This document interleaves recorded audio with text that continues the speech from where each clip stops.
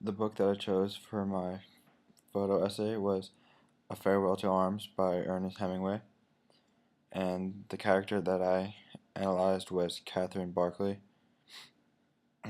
At the start of the novel, she is mourning the death of her fiance and is in a very unstable mood.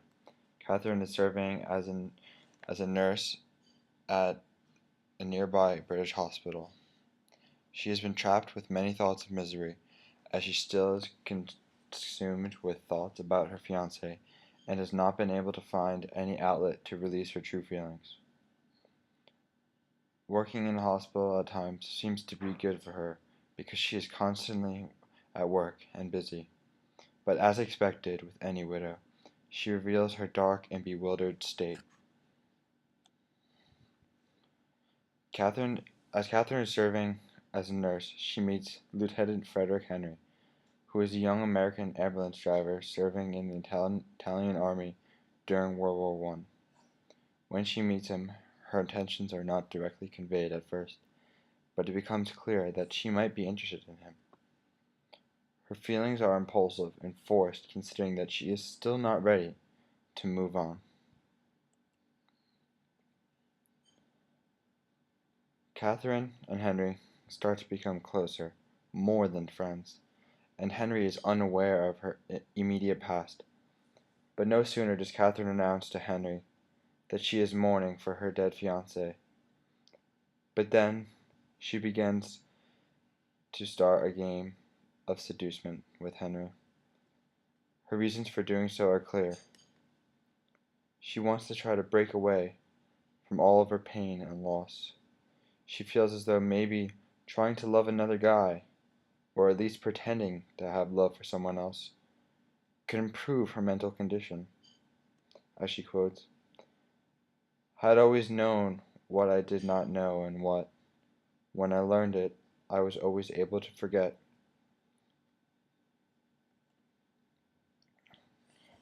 You don't have to pretend to love me, but I do." Catherine doubts that Henry really does love her, as Catherine has just begun a game of just seducement. But Henry and Catherine begin flirting with each other in order to forget their personal troubles. Flirting, which Henry compares to a bridge, which allows Henry to move on past the war. Likewise, the horse races that Catherine and Henry attend enable to block out the thinking of Henry's return to the front and of their immediate separation. But Henry and Catherine's relationship actually becomes more suffering, more a source for more suffering for each of them. Henry needs division, and Catherine simply longs for love so deeply that she will settle just for the illusion of it. Anything to take off her mind off the wretched and miserable past will help her to begin to think that she actually has moved on. As a quote, "There, darling, now you're all clean inside and out. Tell me, how many people have you ever loved?" "Nobody," she says. Catherine doesn't believe that she has ever loved someone, but it is clear that she in fact has loved someone before, because if not, she would not be so weary about her past lover's death. She is clearly scared and doesn't want to find love, although she starts to grasp some serious feelings for Henry. Catherine is cautious of her image as well, because she doesn't want to be viewed as someone who moves on very fast, otherwise known as a whore to the people of her time.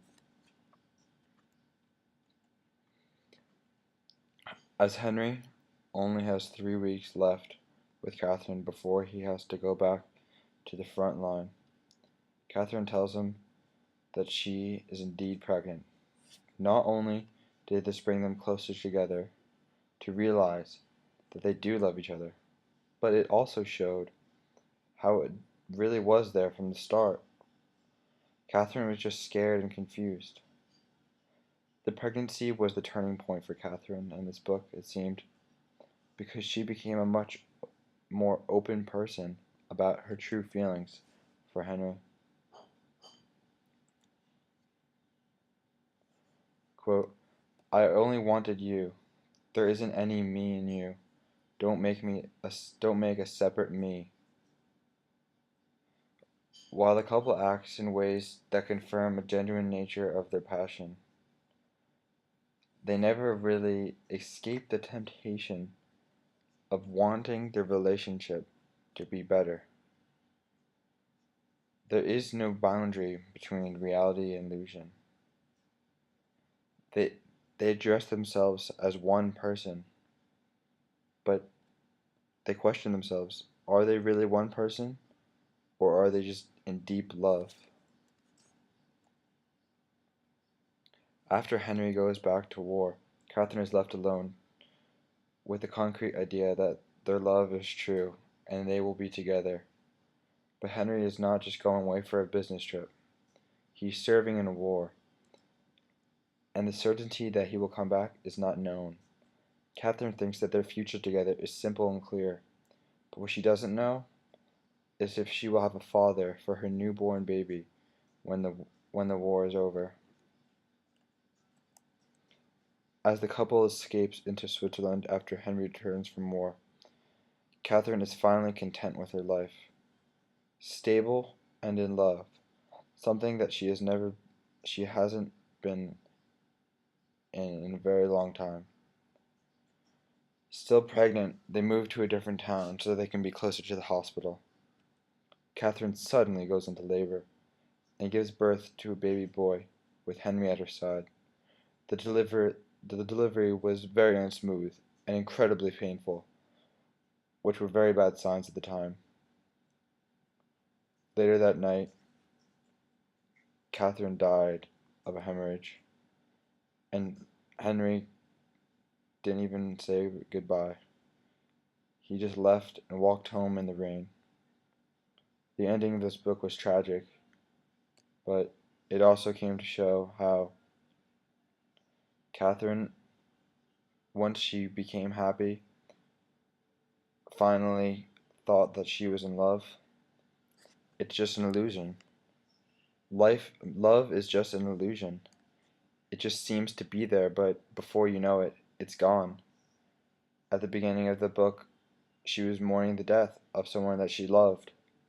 And once she started believing that she actually started to love someone else, all of those feelings became false because she died and there was nothing that she could do about it. Love, I think the author is trying to show us that for Catherine, she can never be content with her love because there will always be a flaw with it. And once she finally reaches the point where she's content with her love, it's not true. It's not true love because she's just forcing it to meet her needs, especially at the beginning of the book where we see that she's just playing these like seducing games because she just wants to like have all these illusions to cover up her true feelings. And the the ending of the book really does send a strong message that you can't really ever achieve love because it's just an illusion.